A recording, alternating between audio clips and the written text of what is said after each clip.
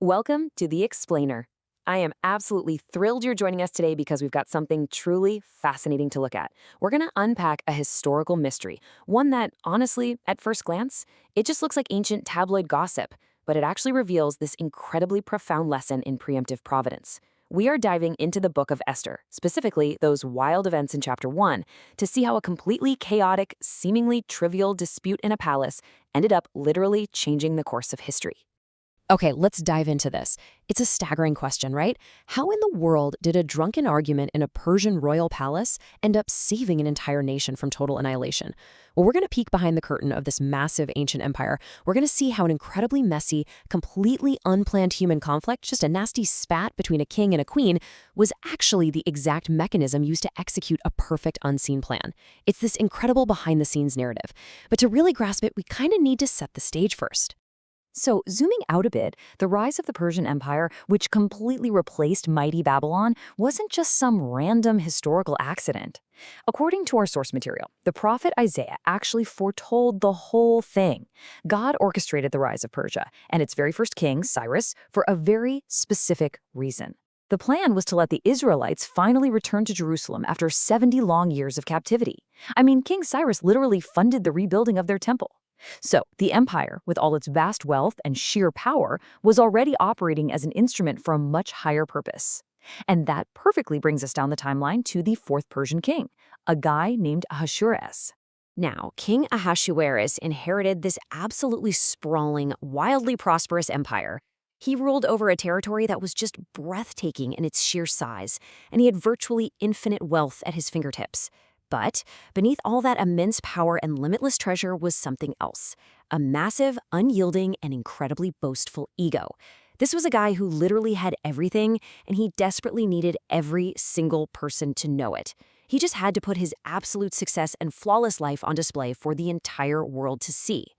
Now, what's really interesting about this is the sheer, absurd scale of his boasting. It is staggering. 180 days. That's the amount of time King Ahasuerus spent hosting a massive banquet of just pure excess. For half a year, he paraded his wealth, his military generals, his nobles, his officials, all through his palace just to show off his glory. Half a year. But get this, even after 180 days of relentless showing off, his pride still wasn't satisfied. He immediately followed it up with another lavish 7-day feast, but this time for all the residents of the capital city, Susa. Which brings us to the grand climax of this whole massive celebration. It's the final day, the 7th day of the second feast. By all accounts, this was supposed to be the big, triumphant grand finale, the whole shebang. But there's a pretty major problem. The king is drunk. His heart is merry with wine, as the ancient texts put it, and in his heavily intoxicated state, he makes this crazy, totally irrational command. He orders his 7 royal eunuchs to bring Queen Vashti out before the commoners and officials, wearing her royal crown for one reason: to show off her physical beauty. He literally wants to parade his own wife around like she's just another shiny piece of treasure in his collection. To fully grasp why this was such a complete disaster, you really have to look at the cultural context. The Greek historian Plutarch actually grounds us in the reality of the time. He points out that Persian royal culture placed this incredibly strict, almost fanatical emphasis on the privacy of noblewomen. They were heavily guarded. They only traveled in these enclosed, thick, curtained carriages. So for a Persian king to demand that his queen parade herself in front of a giant, rowdy crowd of drunken commoners and officials, that was an unprecedented, deeply humiliating violation of their most sacred royal customs. It was, honestly, an absolutely insane request. So naturally, Queen Vashti does the unthinkable. She issues an absolute, flat-out refusal. She disobeys the king's direct command.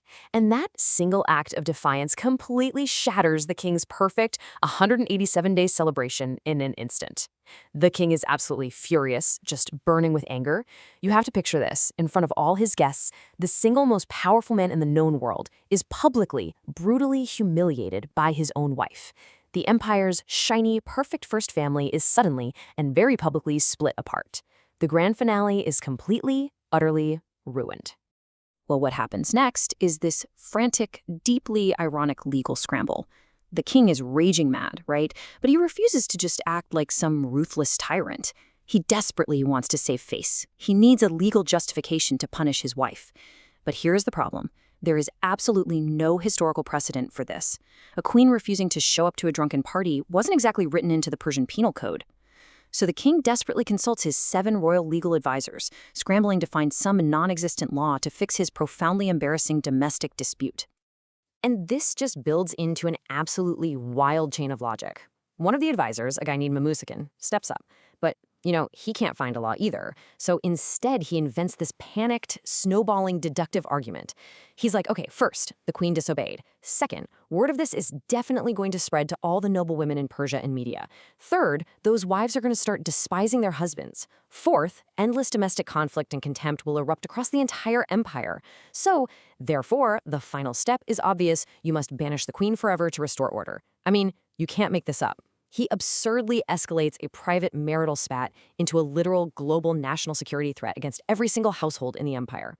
And the craziest part of all this, the king and the other advisors actually agree with him. They immediately draft this hasty imperial decree. What started as just a spontaneous, reactive human mistake, a drunken command and a marital argument suddenly morphs into an unalterable imperial law. It's written into the laws of the Persians and the Medes, which literally cannot be revoked. Vashti is permanently stripped of her royal title.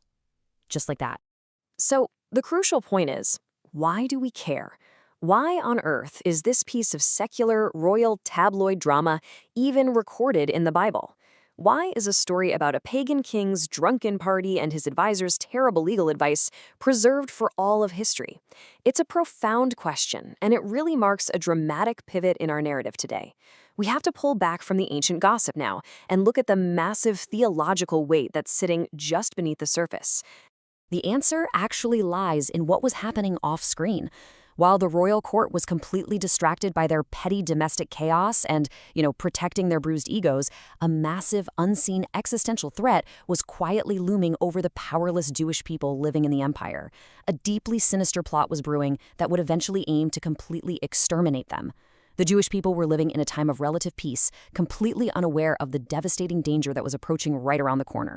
And this brilliantly illustrates the central theme of our source material. There is a stark, almost unbelievable contrast at play here. On one hand, you have human action, drunken commands, hasty laws, unplanned chaos, and just foolish pride. None of this was meticulously planned by the king. It was a spontaneous disaster from start to finish. But on the other hand, operating entirely in the background, you have the divine plan.